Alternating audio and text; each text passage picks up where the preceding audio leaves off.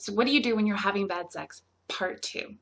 I'm Heather Elizabeth of AuthenticSexualYou.com, and as I promised you last week, this week we are talking about the second part of kind of dealing with sex that isn't satisfying us. And this is part number 2. It's all about partners. If you haven't seen part number 1, watch that first. There's a reason I made that video first. I firmly believe you're the person you should start with when it comes to your sex life. So go there first, then come back, watch this. I'm not going anywhere, promise. So the thing about approaching our partners around sex and the fact that we're not enjoying the sex that we're having with them, it's complicated because of other people, okay? There's nothing inherently wrong about you if you're not pleasing your partner sexually. It doesn't make you a bad person. It doesn't make you a failure as a human being. It doesn't mean that you don't deserve loving, caring relationships. And the fact that we internalize that is the fault of a lot of really shitty messaging from, external places. So, first thing you need to know when it comes to talking to your partner about sex and about the fact that you're not enjoying it is you need to figure out what's actually going on for your partner. So first of all, do they know that this is a problem for you? Do they understand that you're not enjoying your sex life as it is right now? Or maybe you've been faking things so you can boost their ego and kind of protect them.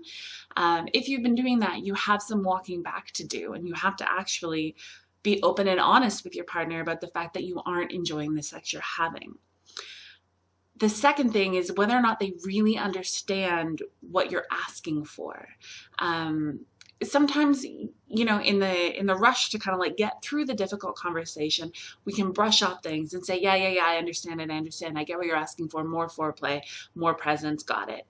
Without really understanding what that means, because, more foreplay can mean anything from an extra 20 minutes actually before penetrative sex, or it can mean starting first thing in the morning, finding a dirty note next to the coffee pot about what your plans are that evening, or it can mean text through the day, or it can mean dirty pictures while you're away on a business trip, so that when you come home, things have kind of been percolating in the back of your brain and you can jump in right to it. Really, really make sure your partner gets what you're asking for and gets where you're coming from. Number 3 thing that makes this really difficult is whether or not this is pride or ego for your partner. And it can be really difficult to separate the idea that, we as partners are responsible for our lover's sexual pleasure. We help a lot. And I think, as a good partner, as a good lover, it is our duty to help as much as possible.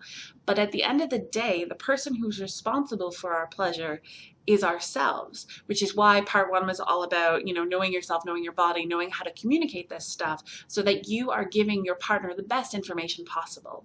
When we let ego get caught up in this, it makes it harder to have the conversation. It makes us more invested in the results. So if you're dealing with a partner whose ego is really invested in their sexual pleasure, you want to kind of frame that in a soft way. What I want to share with you right now is the formula for having difficult conversations, and we'll use ego and sex kind of as our role play model. And this formula comes from Reid Mihalko of readaboutsex.com. It is really useful. It's something I use in my own life and that I teach to people. And I recommend you checking out his work because he's got a lot of great stuff. So how to have a hard conversation with someone. First of all, you want to check in that it's actually a good time. If your partner is not in a place where they can hear you right now, they've just had a long, stressful day, maybe they've just gotten off dealing with some kids who are misbehaving while they were out grocery shopping, or maybe they've got a project deadline due. Like, if there's a reason why this is not a good conversation, you want to know that up front so you're not forcing someone to engage with you when they're really too tired, don't have the mental bandwidth, or their mind is just elsewhere. So you start off by actually checking in. Hey, I want to talk to you about something. It's not bad. It's kind of like, it's important to me and it's kind of a big deal. Like, overall, it's not bad, but I just want to make sure that this is a good time. If it's not a good time, get them to actually pick a time when it would be a good time. So maybe a Saturday afternoon, or maybe next Monday night. Like, make sure you actually schedule a time so that both of you can let go of some of the anxiety of the conversation hanging over your head. Number 2, share what your fears are and how you're feeling around this. So, like I said, not a bad conversation. I'm just concerned that that you're going to take this personally, and I want you to know that I'm I'm not feeling anything personal about this conversation.